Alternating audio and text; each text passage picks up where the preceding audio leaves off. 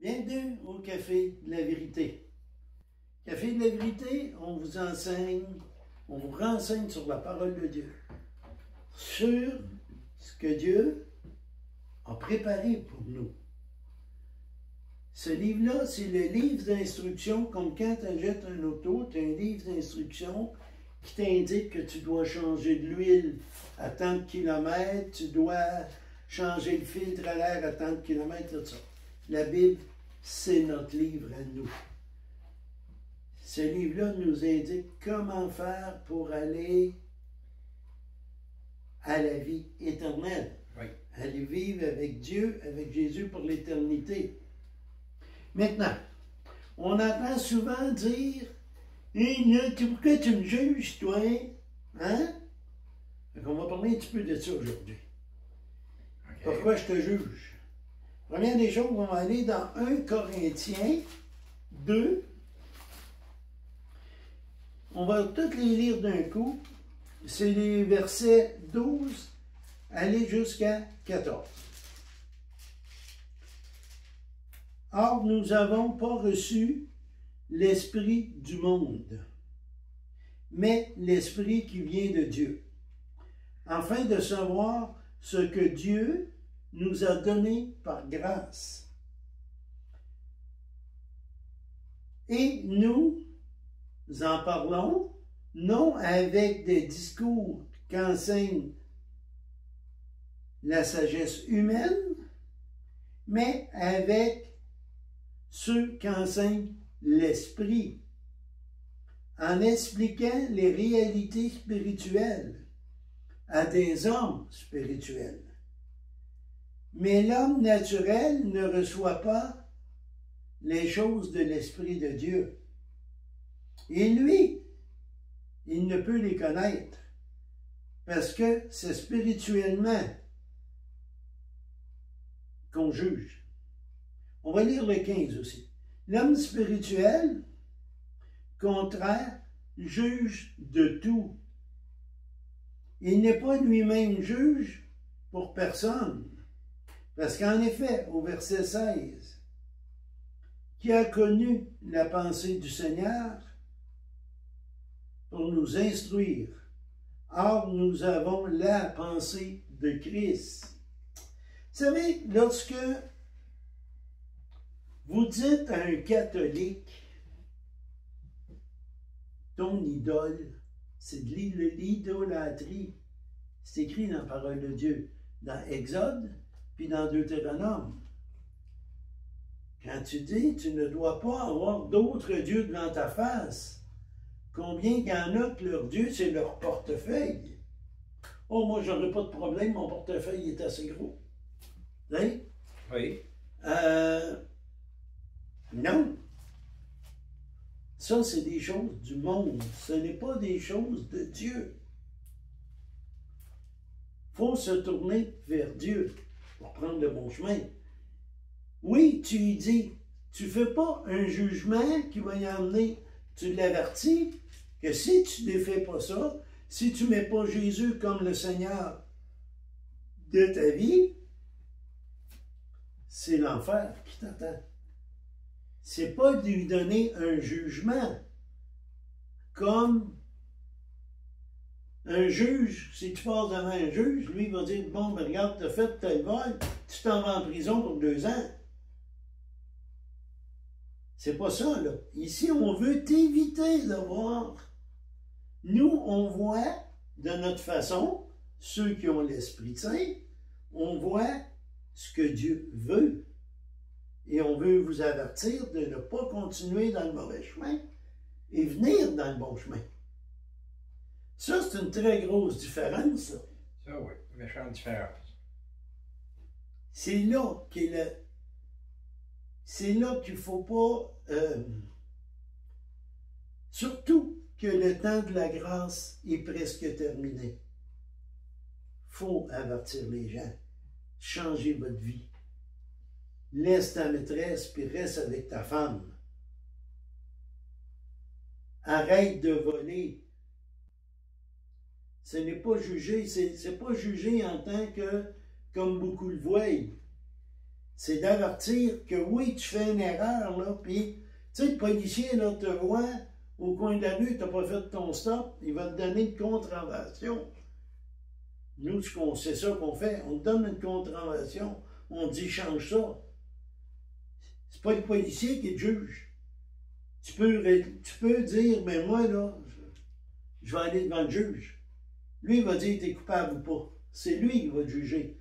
C'est Jésus qui va nous juger. Il va nous juger sur nos bienfaits, sur nos choses qu'on a mal faites. Mais en premier, il va nous juger si on a reconnu Jésus comme Seigneur ou Sauveur. Si on l'a reconnu comme Seigneur et Sauveur, il va nous juger, oui, mais là, pour recevoir nos récompenses, selon qu'on a été fidèle. Mais si vous n'avez pas demandé pardon à Dieu, si vous n'avez pas reconnu que vous êtes pécheur et qu'il y a seul Jésus qui peut faire que tu sois pardonné, tu vas passer au grand trône blanc. Ouais. Et là, au grand trône blanc, c'est pas pour avoir des récompenses, là.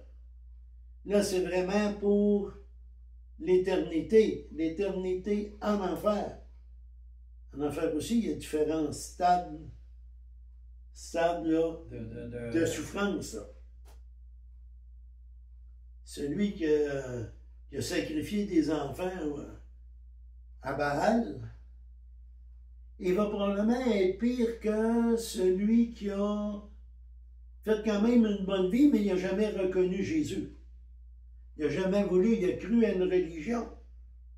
C'est pas parce que tu es catholique, c'est pas parce que tu es bouddhiste, c'est pas parce que tu es musulman, c'est pas parce que tu es frère chrétien, baptiste, pentecôtiste que tu es sauvé. C'est parce que Jésus. Il est mort pour tes péchés. Yvon nous a parlé du prix tantôt. C'est parce que Jésus a payé ce prix-là. Oui. C'est la seule façon d'être sauvé. Il n'y en a pas d'autre. Même si vous seriez milliardaire et que vous donneriez aux pauvres tout ce que vous avez, si vous n'avez pas Jésus, c'est l'éternité avec l'Antéchrist, avec Satan, et non dans le royaume céleste, où il n'y aura plus de maladie, plus de souffrance, plus personne qui va pleurer. Tout va être tellement merveilleux. La nature, tout va être tellement superbe. Si le monde savait ce qui s'en vient. Oui. Ce qui attend les chrétiens, les racheter, les sauver. Si le monde savait là, ce qui nous attend dans la Jérusalem céleste, il prendrait la décision. Parce que qu'est-ce qui s'en vient pour ceux qui ne verront pas Jésus? Après l'enlèvement des croyants, c'est la 70e semaine de Daniel. C'est la semaine des tribulations. On voit là, les catastrophes partout, là, les inondations. Tu vois flotter les maisons, là. Ça se passe en quelques minutes, là. C'est terrible. Puis pourtant, le Seigneur, il dit ce qu'on vit présentement. C'est rien de ce qui s'en vient. Il avait appelé ça le commencement des douleurs. Mais toi, c'est juste le commencement. C'est juste le commencement des douleurs. Vous êtes peut-être père, ou vous êtes mère. Vous savez c'est quoi que c'est, les douleurs, hein? Ils commencent lentement.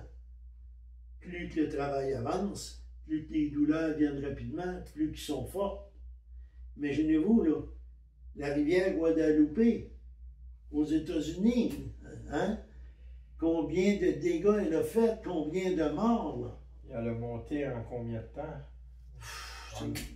En dedans d'un heure. Je sais qu'il y a des photos. C'est même pas une heure, je pense. Même pas une heure. Il y a des photos des petites vidéos qui montraient que la rivière a monté, je pense, de 8 pieds en l'espace de 5-10 minutes. Ah oui, oui. Écoute, il y a eu des maisons qui passaient, qui flottaient, là. Ouais. Et c'est rien à côté de qu'est-ce qui s'en vient. Mais, la parole de Dieu nous dit, si tu marches avec l'Esprit Saint, si tu reconnais Jésus et tu lui demandes pardon, tu vas être sauvé. Ouais. Il n'y a pas d'autre façon, il n'y a pas d'autre chemin. Et on va être enlevé avant la grande tribulation. Apocalypse 10, Apocalypse 3, le verset 10, ça nous dit « Je vous préserverai de la tentation ». Mais si on va dans le mot grec, il peut être aussi traduit par tribulation à venir. Oui, c'est le même mot, dit différemment. Exact. Donc, selon le contexte, certains ont choisi, les traducteurs ont choisi un, d'autres ont choisi l'autre. Moi, je préfère tribulation que tentation, parce que c'est vraiment des tribulations, là. Là, on a de la grêle qui tombe gros comme des balles de softball. Mais dans la tribulation, ils vont peser 100 livres chaque. C'est pas plus. Un talent, c'est plus que 100 livres. C'est 100 livres. Donc, ça va passer à travers votre plafond, là. Vous ne protégerez pas, là. Fait que le temps presse. Puis rien qui dit que demain, ou cette nuit, vous ne ferez pas une crise, un ACV ou quelque chose, puis vous ne passerez pas dans l'autre monde, là. Puis il va être trop tard. Après la mort vient le jugement. C'est maintenant votre décision que vous devez prendre. Sur cela, priez. Ah. Mais, tu sais, dans les textes que tu as lus, à savoir, est-ce qu'on juge le monde? Non, ce n'est pas nous autres qui jugeons. Non. Parce que, dans le petit message emmené, toi, c'est un passage, l'Épître aux Romains, je sais que tu l'aimes. Oui. Ben, on aime toute la parole. Mais moi, je vais aller voir un autre passage bien connu, si tu le permets. Oui, vas-y. Romains 3, 23, tu le connais, celui-là Oui. aussi. Vous savez, car tous sont péchés, ils sont mais- privés de la gloire de Dieu. il y a du monde, des fois, qui disent « Ah, ben moi, je fais une bonne vie. Ah, ben moi, je fais ci, moi, je fais ça. » Puis, ils se justifient par les œuvres. Je pense que citer Éphésiens, c'est par la grâce que vous êtes sauvés par le moyen de la foi. Et cela ne vient point de vous. Puis il rajoute, ce n'est point par les œuvres. Non. Donc, si vous pensez que vos œuvres vont vous donner un accès à Dieu, non.